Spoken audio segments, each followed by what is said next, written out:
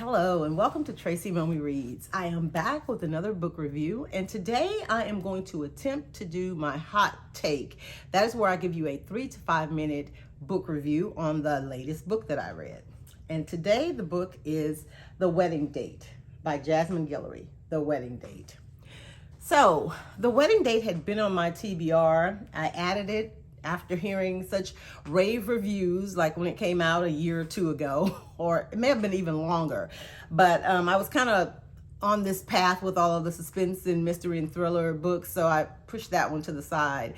But the past couple of weeks, I've had some time and I was able to get into it. Very fast-paced book, Again, it's in the romance genre, and essentially it follows two characters, Alexa and Drew. They meet at a hotel when the elevator that they're in, they're like both going to their respective floors. He's in town for a wedding and she's there to meet her sister.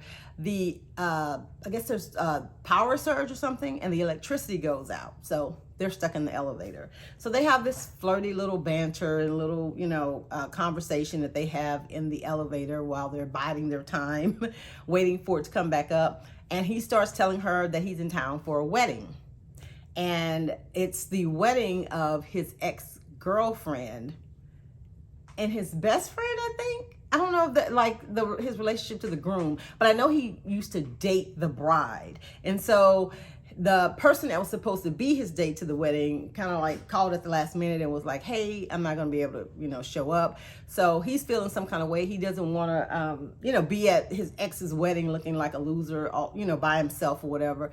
So he throws out this offer to Alexa, a woman he just met in the elevator, to see if she would want to be, come for the free food, music and everything, and be his date at this wedding. And after not a whole lot of convincing, she agrees. And I don't know if it was just her attraction to him or the idea of free food and music that got her, but she does agree to be his date for the wedding. Hence the title of the book, The Wedding Date. So, she lives in the city where the wedding is taking place, and he lives in another city. They're both, it's in the state of California, but it's two different cities. And he's just there, for the wedding. So, okay, two quick things I forgot to mention. Number one, this is an interracial couple, a black woman and a white man. Not that it matters, but there are, things in the story about their cultural differences. Number two, after the wedding, they go back to his hotel room and they do hook up. And they are just both so infatuated with each other that they decide that they're going to kind of continue seeing each other after that weekend. But it's just supposed to be, fun and light and a tension reliever. But, famous last words. The chemistry between the two characters, it was palpable.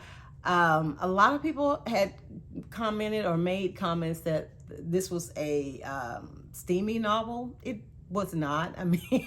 Like I said, the chemistry was kind of electrifying, but there was most of the scenes the author did I don't know if you've read or if you know about, in the Twilight series in Breaking Dawn, Edward and Bella's wedding night. A lot of fans were upset because there was this fade to black moment where they're at their hotel and then the next chapter, it's the next day. It's kind of like that with a lot of their scenes. There's nothing where she just goes in depth or detail or, completes those scenes. She starts talking about it and everything's getting all hot and heavy, then it's over. So I don't know that constitutes as really steamy. And I will tell you, I knew going into reading The Wedding Date that there were sequels, but the sequels, as I understand it, they're not so much continuing Alexa and Drew's story, but other characters that were in the book, we get their stories. So Alexa and Drew were the catalyst, and maybe they're kind of still in the background, and we maybe learn what's going on with them.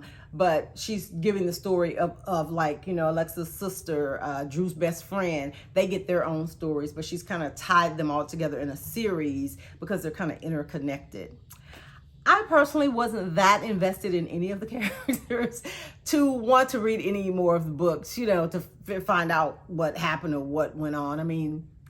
Romance genres are pretty predictable and pretty typical, so I'm pretty sure I get a good idea based on the pairings that she has what's going to happen for those characters. But just as, you know, an FYI, if you are interested, there are like, I think 5 books total in the series. Being an author, I know, especially when you write fiction, and I know I've said this ad nauseum in other videos about how it is fiction and the author creates these worlds, creates these characters, creates this dialogue, and they're totally within their rights to use whatever mechanisms they feel will help move the story along or make the story seem more plausible.